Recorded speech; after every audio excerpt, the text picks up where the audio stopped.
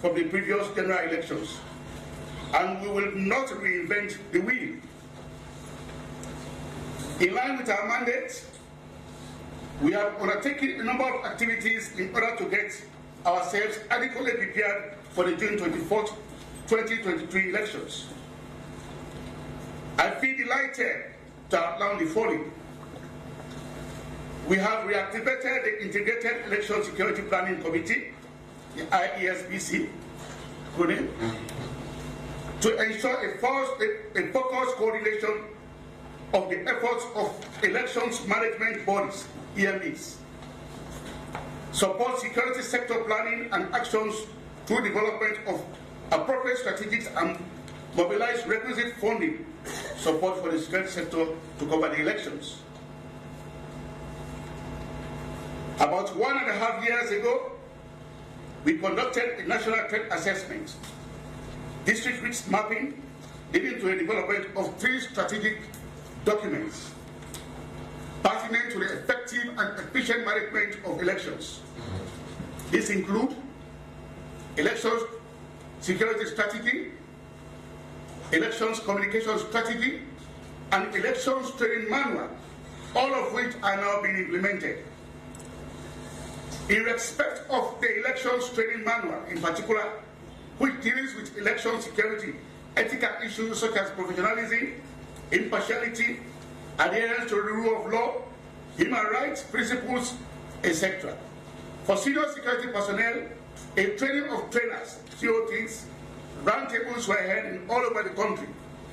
This in turn were replicated to hundreds of junior security personnel that are participating in the elections. We have also reactivated the National Situation Room, NSR, to support the security sector early warning and early response mechanism relating to the election process and related national security issues. The NSR, National Situation Room, has a toll-free line of 119 accessible by all mobile networks in the country, and the public can call this number to report any election security related concerns. The toll-free line, I repeat again, is 119 on all mobile networks. The National Joint Operations Center, NJOC, the Incident Command Center, ICCs, and the Forward Control Points, FCPs, have all been reactivated to plan, coordinate, and execute election security operations both at national and regional levels of the country. We recognize that election is a civil process, and so it is not our plan to over-securitize it. As a result, security for elections will be predominantly provided by the SLP, supported by other auxiliary forces. However, the SLP is supporting the SLP under the military aid to civil power, McBeat policy, by acts of disobedience to the laws of the land and state institutions, wanton violence, drug peddling, abuse, and other forms of criminality. Again, we have been able to establish incident command centers as well as forward control points, both at regional level and at district level. And of course, you have heard from the NS Corps about the establishment of the National Joint Operations Center, NJOC. It is all geared towards collaborating, coordinating, and cooperating with each other, so that we'll be mapping out events as they unfold by also indicating actions taken. We have also designed a manual that we refer to as the rules of engagement. It's very key, and each and every soldier has a pocket guide of the rules of engagement, which is germane to the very survivability of our institution. I also want to assure all of you that I have a conviction that this election is going to be free and fair, and therefore we should all put hands on deck to ensure that at the end of the day, one perspective to judge all of us for our numerous contributions. We have gone countrywide to address our soldiers to ensure that they remain apolitical, remain professional, and remain neutral in the discharge of their duty. So over and above all, On behalf of the CDS, I want to thank you very much and also assure you that we are at your beck and call to ensure that we provide a conducive environment that we all deserve for an election process. Thank you. Thank you very much.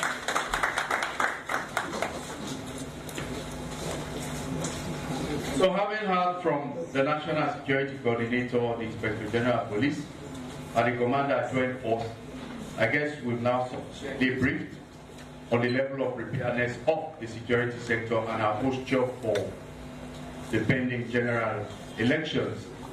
Added to that, the security sector has already also provided a pocket guide on election security, which we have made available to all of our security personnel that will provide security at polling centers and stations, as the case might be.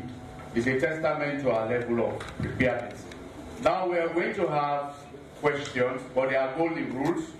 The question must be precise, short, and germane to the issues that are to be discussed here or that have already been briefed on. We don't want you to go outside of the scope to begin to go into preambles and so many things that are not relevant to the presentations and statements that have been made. And you are limited to one question, and I'm sure we are also limited to the number of questions that we are going to take. The floor is now open. You state your name, your press house, and then your comment. Before we start, we are taking just 4 questions from the press. Just 4 questions. Yes. In total.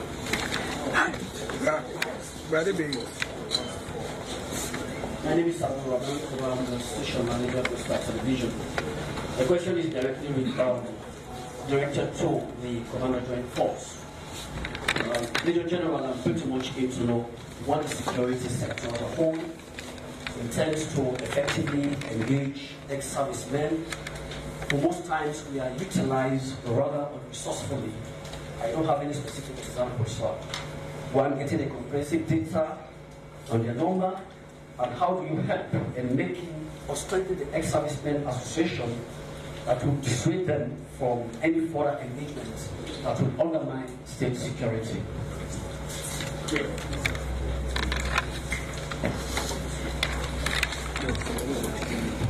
Good afternoon. I'm Jonathan Swara, reporting from the Silent Broadcasting Corporation. Just a quick one. The last election in 2018, there was a saga between the police and citizens. Citizens were not allowed to use their vehicles to apply the routes or streets of freedom. Are we going to see this particular election in 2023 where citizens are having the leeway to use their vehicles on election day?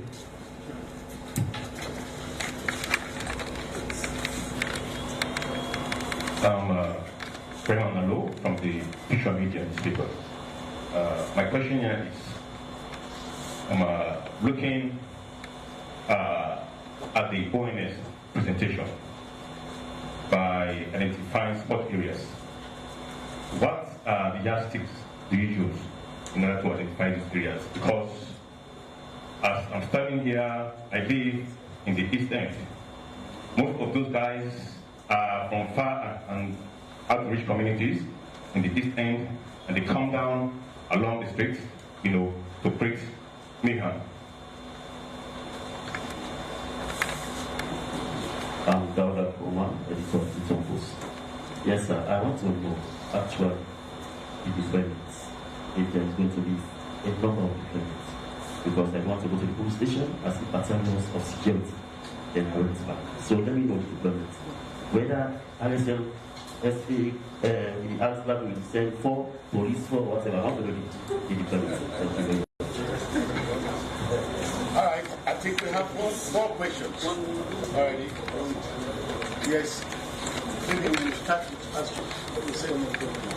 It's questions. Okay, is the 4th one? Yes, sir. All right, go ahead. Okay, good afternoon. I am Agnes Kone of Star Radio. I just want to ask about the safety of the journalists when it comes to elections, because most of these challenges come between the Israeli police and the media. How are we protected when it comes to election after elections?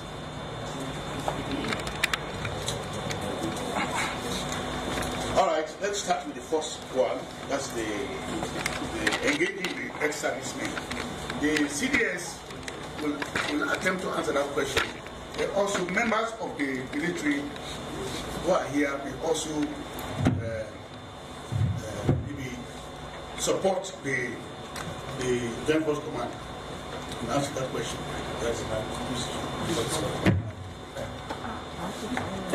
Thank you very much, my brother from the other end.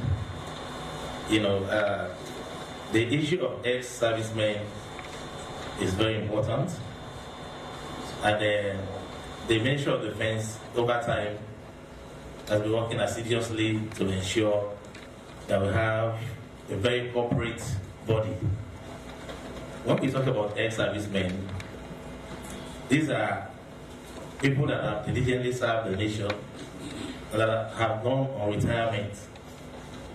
So they are always held in a very high esteem for the contributions they've made during their tenure as servicemen. Indeed, we have been getting some challenges with regards to harnessing their potentials by bringing them on board.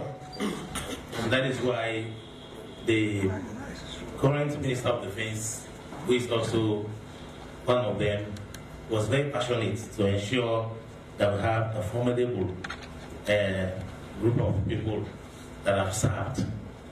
We actually sent out a calling notice to all the respective regions across the country to see how we can mobilize them. As I'm speaking, over 975 have registered, and the registration was done at the Benguima, which is the Armed Forces Training Center. And there are a lot of plans on the way, you know, to ensure that we actually engage them. Agree, there are a lot of disconnects along the line, but then I want to assure you that the Ministry of Defense is working overtime to ensure that we have our ex-servicemen up and running. Of course, we have been actually receiving some support. Like there was a program from UK that sent in some support for the ex-servicemen. But we are yet to actually conclude on the aspect of bringing all of them on board. We still have some that have not been registered. We still have some that are in areas that are inaccessible at the moment. But we are not relenting. We know what that means, because all of us in the coming years are going to retire as well. So if we don't make the ex-servicemen to be functional, then of course I also find myself one day in that kind of situation. So that is why we are working assiduously to ensure we have the ex-servicemen up and running. We are very much aware of their existence, and we know the role they play, and that is why we want to uphold the values that all of us have fought for over the period. Thank you. Okay, having said that, we'll move to the General of Police for the movement during election day. Yes, we are very correct. In 2018, there was a ban on the movement of vehicles on polling day. That one was challenged in the Supreme Court, and the Supreme Court overturned that ban. So we don't see it coming into play this time around, otherwise we'll be going against the orders of the court. But in any case, we are going to be allowed to move around with your vehicles. The only caution is that you move around with your vehicle for the right purpose. We cannot tolerate you moving around with dogs, people who have plans to go and stop voting processes or counting processes. And we have intelligence pillars all across. We'll be keeping an eye on the movement of people. So if you are determined, or if it's your intention to use your people to carry the wrong people in your people, we are going to confront it, and we are going to stop that particular movement. So there's not going to be any ban on movement of people. Of course, the Electoral Commission is going to accredit some people to have authority, especially party officials. But there will be no restriction. Everybody will be free to move, because we've said this one is going to be very free and fair election. But make sure you move your people for the right purpose and nothing more than that. Thank you. Thank you, IG. We'll move to the hotspots. Somebody asked a question about how did we, the ONS, get to know about the assessment about the hotspot areas, because there are boys coming from up the hill to come down. Francis Kylie, who is in charge of elections, will be able to answer that question. Where's the mic?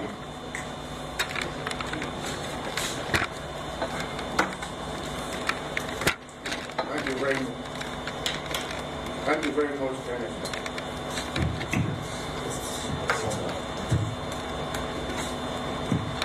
Yeah, thank you very much for your question. We did, at the end of we did a very comprehensive national elections threat assessment, which we commenced in November 2022, and then we finished it at around April 2023, so to speak. Basically, the thrust of that assessment was to identify the threats that are related to the 2023 general elections. And it was quite in-depth in terms of scope and the undertakings that we did. We covered all the 16 electoral districts of Sierra Leone, all the 16 electoral districts, and through a wide range of consultations, focus group discussions, administration of questionnaires, and then, of course, having discussions with relevant stakeholders across the board, we were able to elicit the required information that we wanted. And we are able to look at the threats that are generic, that run through all the 16 districts, and the threats that are specific to specific districts. And we are also able to identify about 8 districts which were identified as hotspots. And the parameters we use based on those discussions we had, we look at if you have areas that were prone to political violence.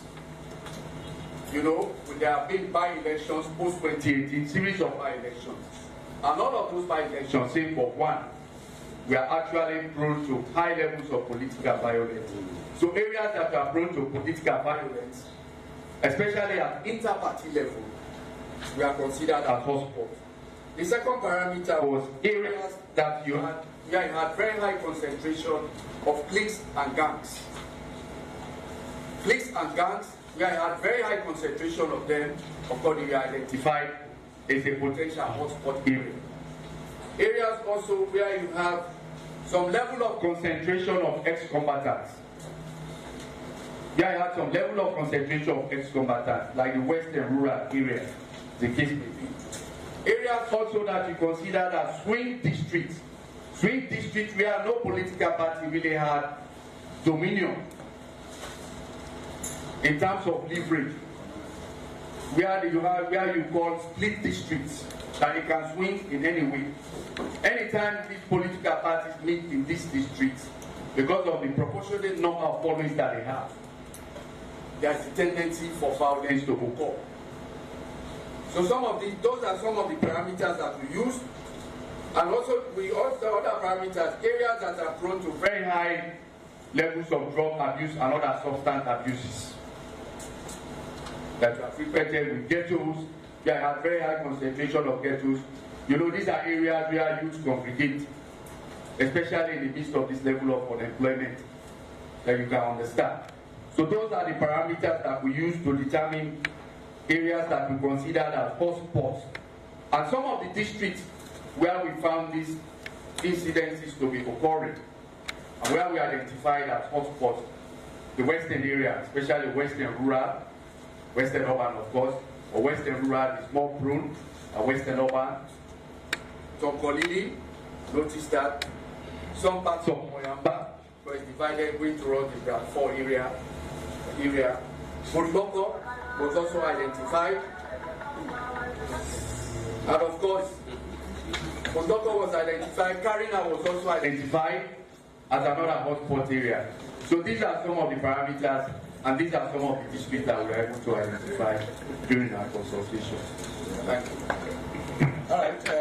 The VG CISA, Mr. Bonaevis, will support him to. Thank you very much, Ernest. I think I just want to add one or two things to what he has said, based on the parameters, and to say that security is evolving. So even when the ISPC have done their assessments and hotspots have been identified before, hotspots may come up again, because it depends on the intelligence, what the intelligence picture shows. Because you may have identified 50 hotspots, but as a result of the unfolding events, new hotspots may come up.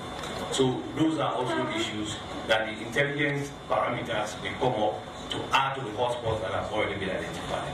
So that's just what I wanted to add. Okay. In short, he's just telling you that our threats register is not sacrosanct. It's always updated. Threats occur as you go along. Like you were talking about the hills. That's why we learned that from the August 8, 9, 10, that we have people there who are also creating problems. All right. The other question, deployment of troops. He was asking about the number of troops. Of course, I would already send it to anybody to answer. The only thing I will assure you that we are going to deploy troops that will secure everybody for this election. But we are not going to tell you the number of personnel we are deploying out. All right. We move to the protection of journalists. Dalaja? Yes. Protection of journalists. Yes. The other assurance.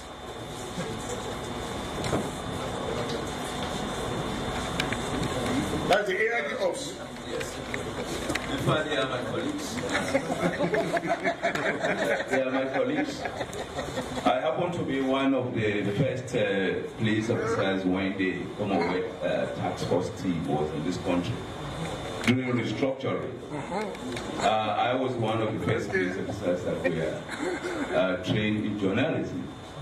And that is why you find out that we are very open to you. Before that, they were guessing as what actually was happening in police stations.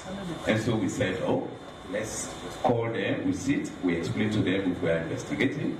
We let them understand what the police is doing. If there are areas because of the fact that they are disclosing to stop the investigation, we'll let them know that, but we'll stop them guessing. And that is why every now and then we call you. So you are safe. But as we always say, be law-abiding. It is the law that is above all of us. As long as you are respecting law and order, you are not there to disturb the peace of this country and the process, because election is a process. You are assured of your safety and security. As all of my senior bosses have said, we are providing the safety and security for every individual in this country. And so you are assured of that. But the only thing is that please be law-abiding and be ready to maintain the peace we have. I thank you. All right, I think we'll go one more round. 4 questions. The last one. Yes. Yes.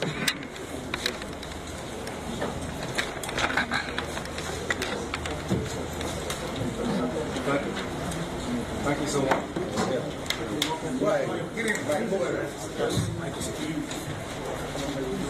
Thank you so much. My name is Mark Obana, editorial assistant Global Texas.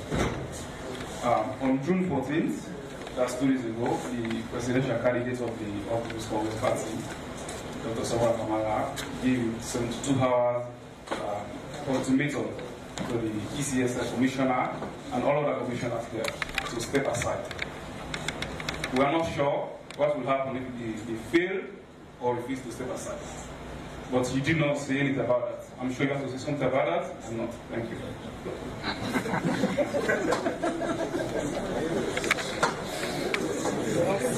Thank you very much. My name is Prince Christopher Samura. I represent Alabama newspaper. My concern is with regard to mobility. Now, I understand that over deployment of security forces at the various police stations might scare people from voting.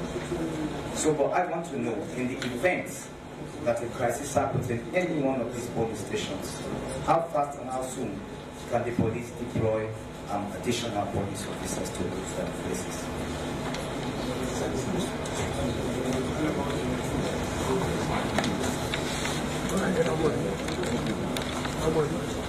Is that all? Anybody else? Okay, maybe if that is all, then maybe we just end up by responding to the first question. As a security sector, we have assured you of protecting lives and property. Statements, rhetorics, invectives from politicians, that's their own business. As far as we are concerned, as a sector, we are going to make sure, and we are now assuring you that we will make sure nobody keeps Sierra Leone ungovernable. We are here to protect lives and property. So whether it's 72, whether it's 110 hours, whether it's 200 hours, whether it's 5 hours, as far as we are concerned, Sierra Leone is going to be safe. We are going to make sure we provide security for everybody. And if people are aggrieved, there's a due process of the law. You go to the law. That's why we have the judiciary. But other than that, if you don't go to the law, you take the law into your hands, then the security forces will fall on you heavily. The last question, you talk about the troop deployment, police deployment in police stations.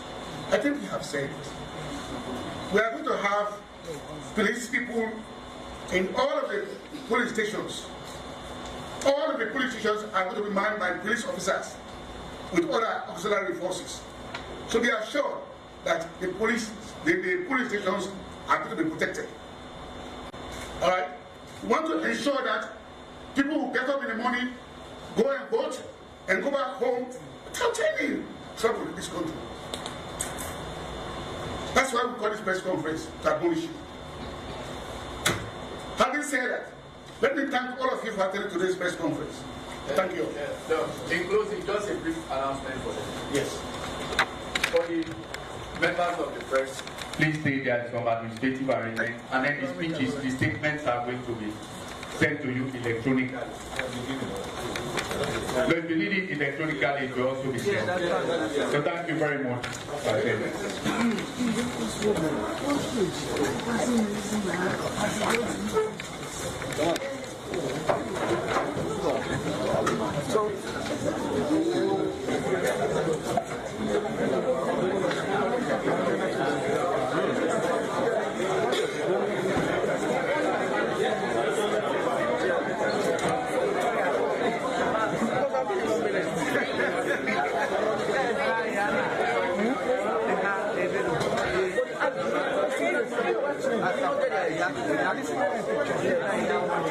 Gracias.